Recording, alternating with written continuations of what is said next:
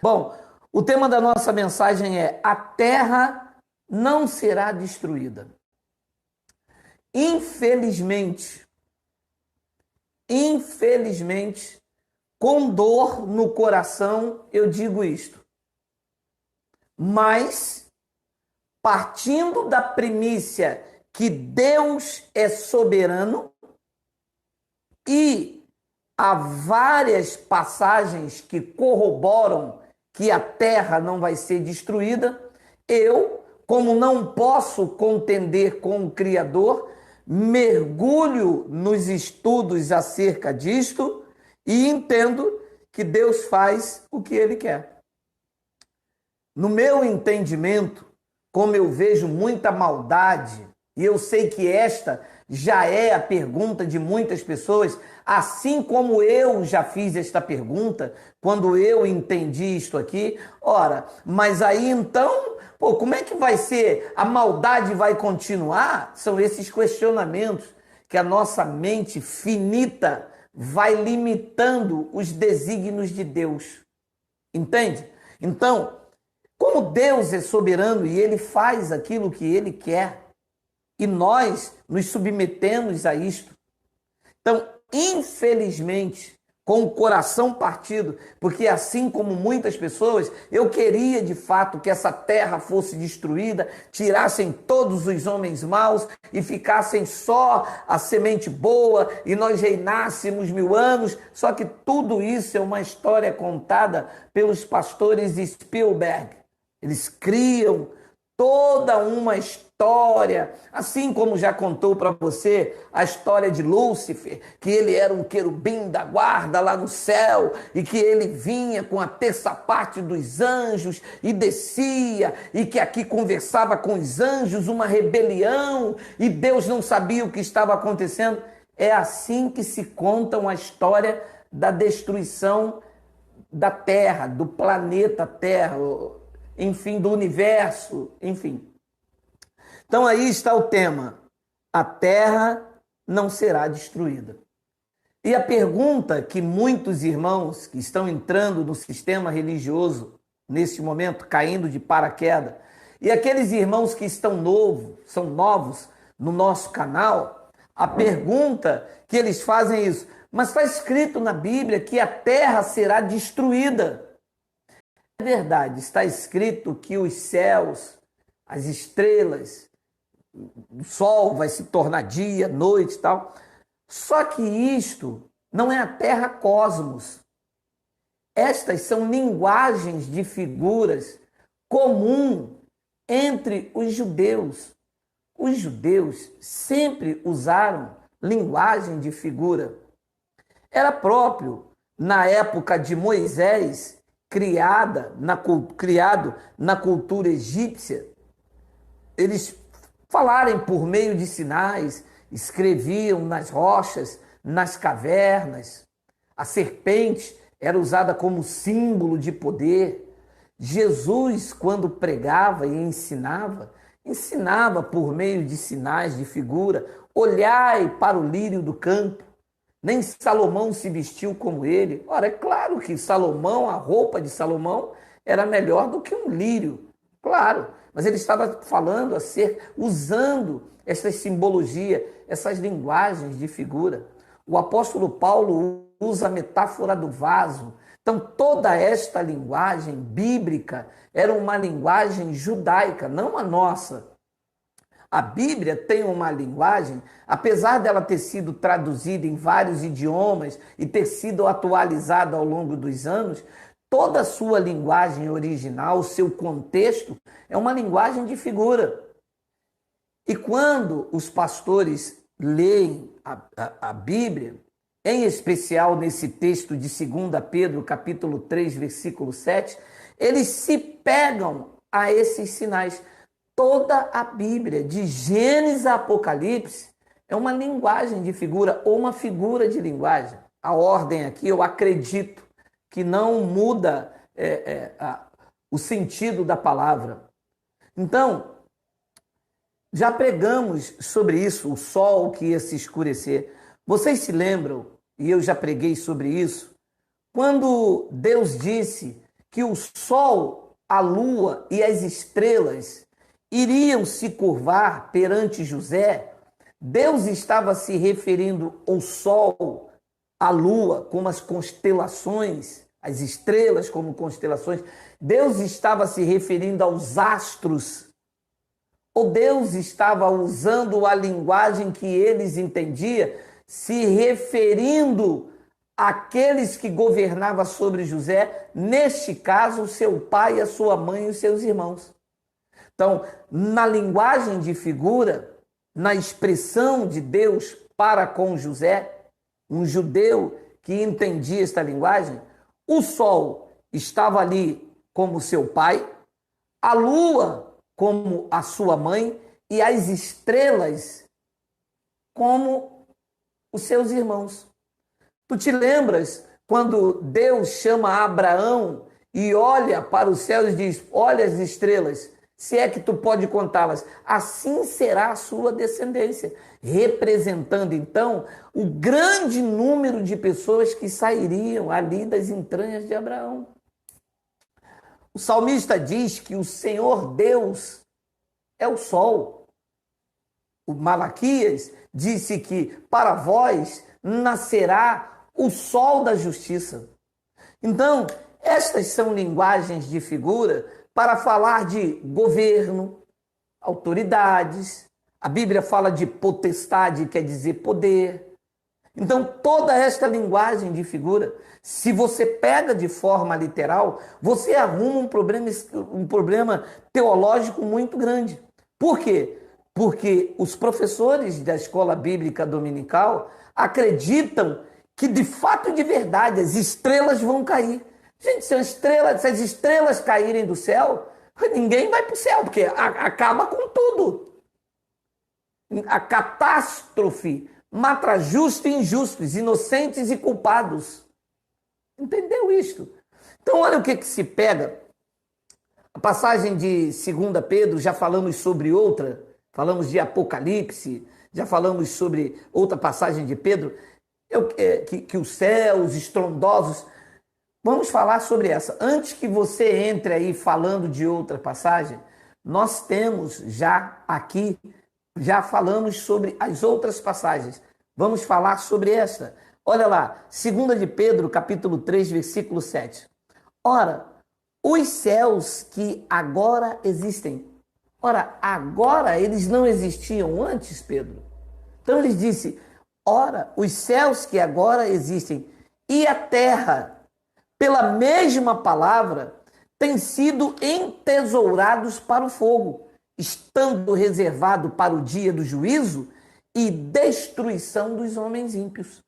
Claro, já falamos com isso, que no dia do juízo não foram todos os ímpios que foram destruídos, porque o filho da perdição, General Tito, atravessou o ano 70 só morrendo em 81.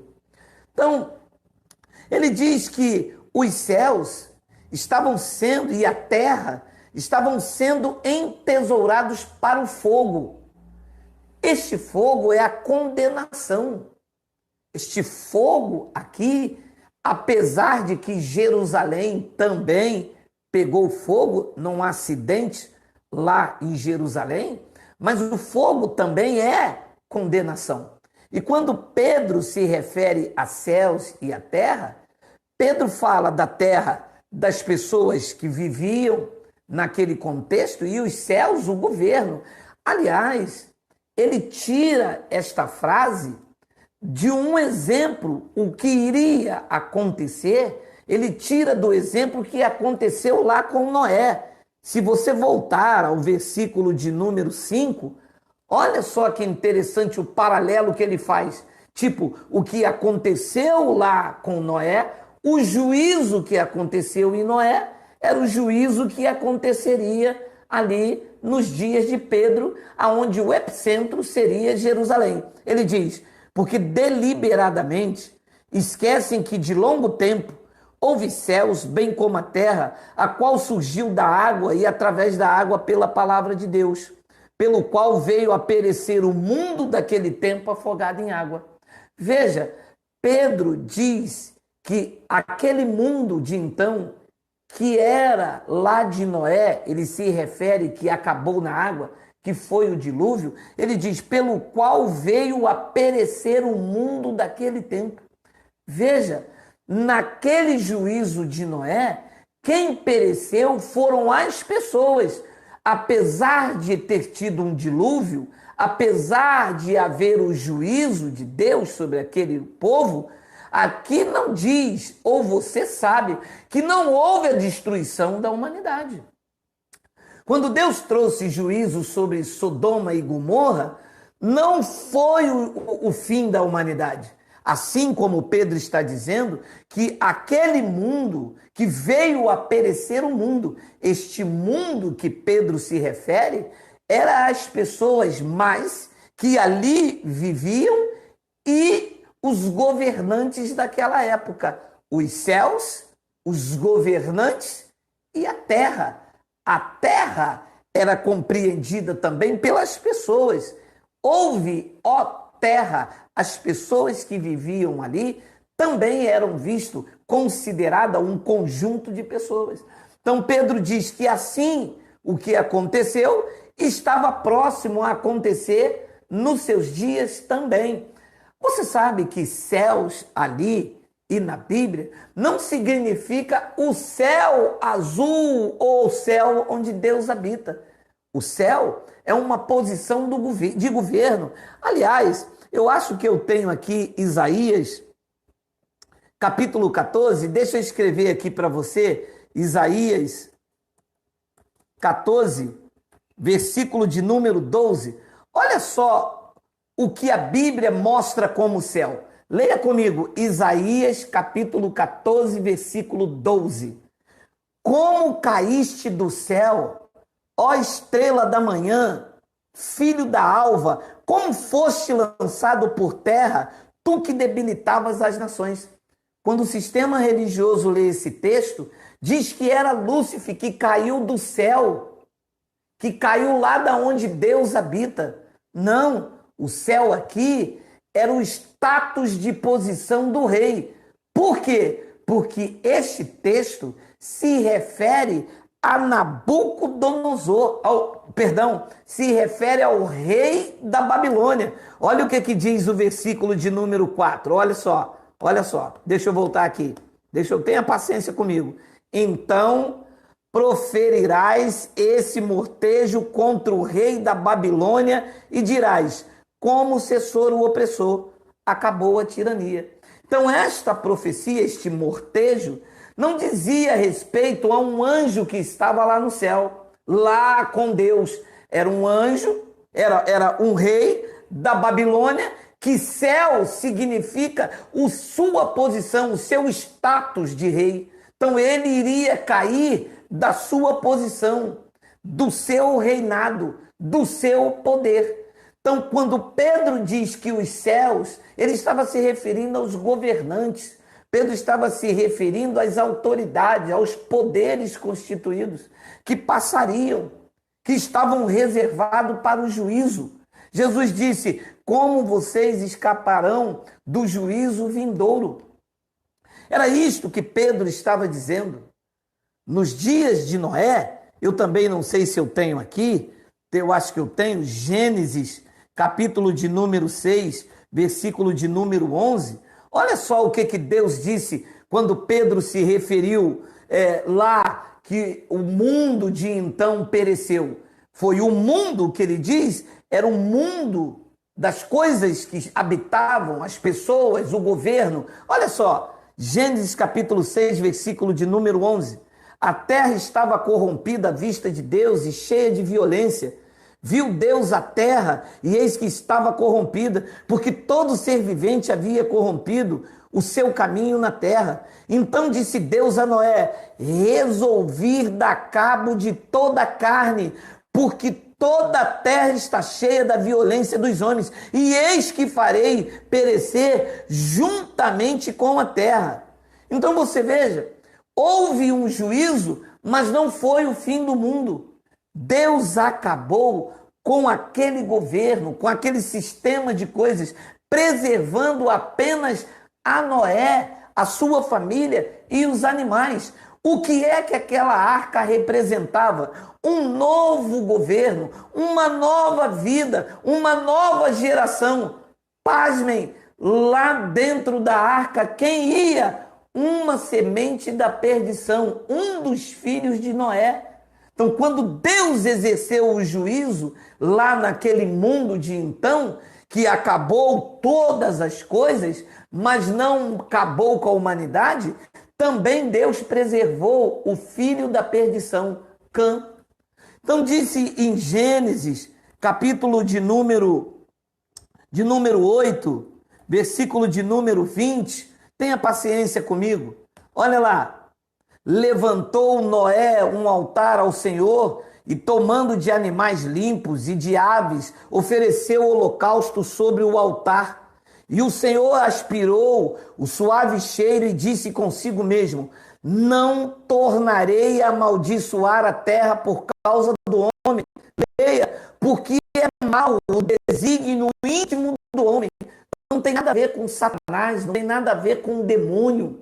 É o desígnio no íntimo do homem que é mau. Olha o que o próprio Deus disse: não tornarei a amaldiçoar a terra por causa do homem, porque é mau o desígnio íntimo do homem desde a sua mocidade, nem tornarei a ferir todo o vivente como fiz. Enquanto durar a terra, não deixará de haver sementeira e ceifa, frio e calor, verão e inverno, dia e noite. Olha que interessante. Deus então destrói aquele sistema de coisas, traz juízo sobre aqueles governantes, sobre aquela terra, pessoas mais, preserva a Noé e a sua família e ali um filho da perdição no meio para que a sua semente continuasse, o joio e o trigo, o bode e a ovelha. E Deus então, depois do dilúvio, depois do juízo, trazendo agora um novo governo, trazendo agora um novo sistema de coisas, aliança com Noé, ele diz: e o Senhor aspirou o suave cheiro e disse consigo mesmo: não tornarei a amaldiçoar a terra por causa do homem, porque é mau o desígnio íntimo do homem desde a sua mocidade, e nem tornarei a ferir todo o vivente. Deus fez uma promessa que a terra não seria mais amaldiçoada. Agora, as maldades que acontecem na terra são por causa de quem? Do homem que é mau desde o seu íntimo, desde a sua concepção. O que está aí é obra da carne: homicídio, contendas, guerras, inveja, ira, traições, adultério, prostituição. Tudo isso é que é mal. E quando o povo da graça de Deus se vê livre disso, começa a construir para si e em torno de si um mundo muito melhor, protegido por Deus, com a provisão do próprio Deus que já habita em nós. Então, o que Pedro estava dizendo era exatamente isso. Assim como veio o juízo sobre Sodoma e Gomorra, aquele fogo que Judas disse que era o exemplo de fogo eterno, que o fogo era intenso, assim também Pedro estava dizendo que estava próximo, iria acontecer ali nos seus dias, porque o juízo estava próximo. Olha o que diz 1 de Pedro, capítulo 4, versículo 17. Porque a ocasião de começar o juízo pela casa de Deus é chegada. Temos explicado isso. A casa de Deus para Pedro era onde? Pedro, judeu. Para Pedro, a casa de Deus era o templo lá em Jerusalém. E ele estava preparando aquela mensagem de que os céus iriam ser preservados para o fogo, era para o juízo que viria, porque a ocasião de começar o juízo pela casa de Deus é chegada. Ora, se primeiro vem por nós, os judeus, qual seria o fim daqueles que não obedecem ao evangelho de Deus? Seriam destruídos, Pedro. Seria a destruição da carne. Eram os homens maus, eram os ímpios, era o vaso da perdição. Estavam preparados uns para esses dias e assim como Noé preservou lá o filho da perdição, sendo da sua própria família, seriam preservados também como o general Tito passou e muitos outros ali. Então, a terra não iria ser destruída. O que Pedro estava usando era uma linguagem de figura e que os seus ouvintes entendiam muito bem naquela época. Assim, como José entendeu que a lua não iria se curvar diante dele, que o que iria se curvar diante dele eram os seus pais. Tanto é que os seus irmãos, quando ouviram isso, dizendo: está louco? Vamos eu te servir? Meu pai e sua mãe se curvar? Porque eles entendiam. Hoje, ao invés de esclarecer isto, fica colocando medo nas pessoas. Há uma ameaça, há um terror psicológico generalizado. E as pessoas passam ano e sai ano esperando Jesus voltar, Jesus voltar, Jesus voltar. Quando tudo isso, disse Pedro em 1 de Pedro capítulo 4, 17, no ano 62, quando escreveu a sua carta para 63, se eu não me engano, na Macedônia, dizendo: olha, o juízo vai chegar, está próximo, está vindo. Tudo aquilo que foi dito com linguagem de figura, hoje nós entendemos que aqueles irmãos lá estavam entendendo. Então, se a terra era ali, compreendia as pessoas, os homens maus, os governos, os céus, que iria acontecer, da onde Pedro tirou essa ideia? Jesus já havia profetizado, Mateus capítulo 24, versículo 19. Preste atenção nesta palavra, por favor. Logo em seguida, a tribulação daqueles dias, Mateus capítulo 24, versículo 29. Logo em seguida, a tribulação daqueles dias, o sol escurecerá, a lua não dará sua claridade, as estrelas cairão do firmamento e os poderes dos céus serão abalados. Então já estudamos sobre isso. O sol se escurecerá, sua autoridade maior não iria ter o seu brilho. A lua, Jerusalém, o templo, que representam ali o luminar, o ponto de referência. Depois ele diz que as estrelas cairão do firmamento e os poderes dos céus, as autoridades, os governantes, assim como o rei Nabucodonosor caiu do céu. Leu comigo? Ó, como caíste do céu, ó estrela da manhã. Era o rei Nabucodonosor, e é claro que ele nunca subiu aos céus, né? Nem ele, nem Nimrod. Então Jesus está dizendo: e os poderes dos céus serão abalados. 30. Então aparecerá no céu o sinal do Filho do Homem. Todos os povos da terra se lamentarão. Esta era a terra habitada, o povo de Israel. Se lamentarão e verão o Filho do Homem vindo sobre as nuvens dos céus. Significava juízo. Vir sobre as nuvens era juízo, com poder e muita glória. E ele enviará os seus anjos com grande clangor de trombeta, os quais reunirão os seus escolhidos dos quatro cantos, de uma outra extremidade dos céus. Versículo 32. Aprendei, pois, a parábola da figueira. Quando já os seus ramos se renovam e as folhas brotam, sabeis que está próximo o verão. 33. Assim também vós quem? Os discípulos que estavam conversando com ele. Quando virdes, os discípulos iriam ver. Nem todos, porque Pedro foi decapitado, Tiago morto ao fio da espada, mas ele disse: assim também vós, quando virdes todas essas coisas, sabeis que está próximo às portas.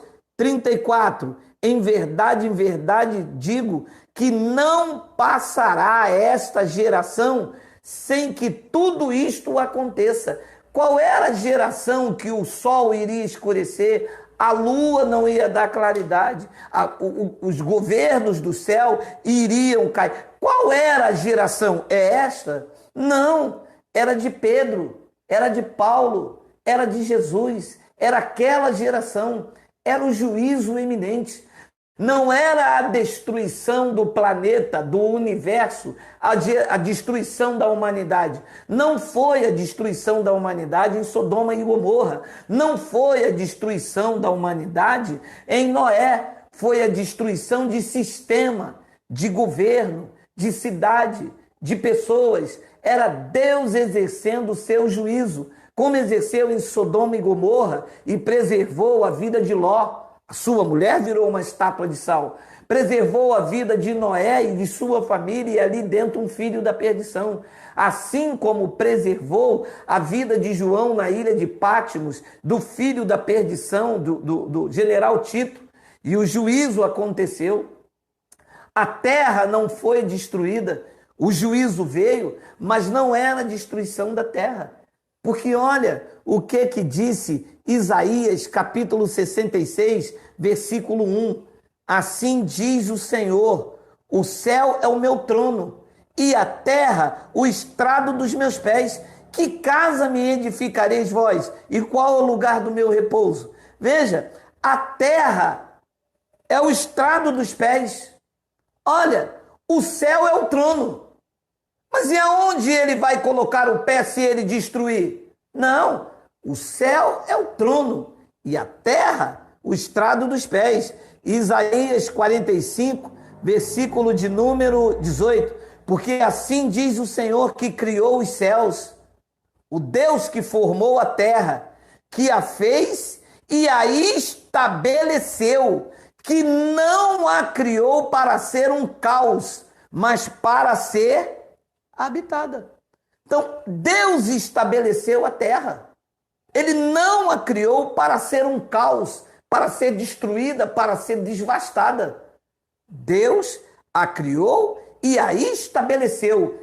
A terra é o estrado dos pés e os céus e os seus tronos. E Eclesiastes, capítulo 1, versículo de número 4, temos aí a famosa frase em que corrobora o nosso entendimento. Geração vai e geração vem, mas a terra permanece para sempre. A terra não será destruída. Quem será destruída são os homens, a carne.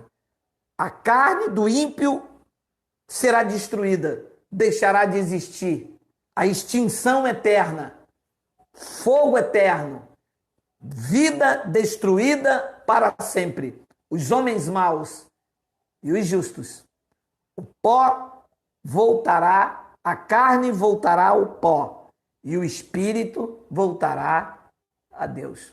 O seu destino é a eternidade. Tu vieste de lá, vive com Deus e retornará para Deus. E a pergunta que se faz é: mas então haverá uma injustiça? Ora, injustiça se eu fizer o que eu quero. Não há injustiça em Deus. Ele é soberano. Lembra? Ele faz o que ele quiser. Aqui diz na palavra que a geração vai e geração vem. Não para. É um vai e vem de geração. E esta terra dura para sempre. Deus faz o que ele quer. Ele é rei, ele é senhor, ele é soberano. Ele determinou assim. Ele quis que o céu fosse o seu trono e a terra aonde ele apoia os seus pés. Ele é o rei dos reis. Ele é senhor dos senhores. A graça de Deus nos dá condição de viver livre do homem mau, sanguinento. A graça de Deus nos dá condição de ver a provisão de Deus, de viver escapes, de milagres sobrenaturais. Nós, os filhos de Deus, vivemos debaixo da provisão e da proteção sobrenatural de Deus. Nós não vamos fazer hora extras, nós vamos no dia determinado. Ele determinou o dia que o Espírito viesse se revestir de carne. Ele já determinou o dia que o Espírito vai voltar para ele. Ele é rei, senhor, soberano e não há ninguém que possa fazer voltar atrás das suas decisões. Ele deixou registrado na sua palavra, Isaías 66, versículo de número 1, vou repetir. Assim diz o Senhor, o céu é o meu trono e a terra o estrado dos meus pés. Veja que céu é referido sempre como posição de autoridade. O rei da Babilônia caiu do céu, caiu do seu status, do seu poder. Ele havia dito lá que ele iria subir mais alto e colocar a cadeira deusa dele acima do trono de Deus. Porque na linguagem judaica, céu é lugar de autoridade, de poder, de status, de soberania. E Pedro estava dizendo: os céus, o governante, o governo que estão aí, estão preparados para o juízo. Deus tem o seu trono, o seu governo, é Ele mesmo que assina. Ele diz: assim diz o Senhor, o céu é o meu trono e a terra o estrado dos meus pés. Então, que casa que vocês me edificareis e qual é o lugar do meu repouso? Eu acho lindo isto, porque por mais que os homens tentem lutar, isto aqui está estabelecido, como ele mesmo diz aqui. Vou repetir mais uma vez para ficar gravado. Isaías 45, 18. Olha aí. Porque assim diz o Senhor que criou os céus, o Deus que formou a terra, que a fez e a estabeleceu. A terra está estabelecida. Disse que não a criou para ser um caos, mas para que ela fosse habitada. Como Deus vai destruir algo que ele fez para que fosse habitada. E aí, no começo da nossa homilia, eu disse: infelizmente, eu também queria que fosse como os pastores, destruir tudo e só viver os bons nesta terra aqui. Mas infelizmente, eu, diante das coisas de Deus, eu não tenho livre-arbítrio. Eu tenho liberdade de escolha de usar esta caneta preta ou vermelha, de usar este relógio ou tirá-lo. Mas no que diz respeito às decisões do Pai, é assim que tem que ser, o homem querendo ou não, gostando ou não. Ele criou a terra, ele a estabeleceu, ele a fez para que ele não fosse um caos e fez a terra para que fosse habitada. E o sábio, então, entendendo perfeitamente, deixou registrado o que nós também afirmamos: geração vai, geração vem, mas a terra permanece para sempre.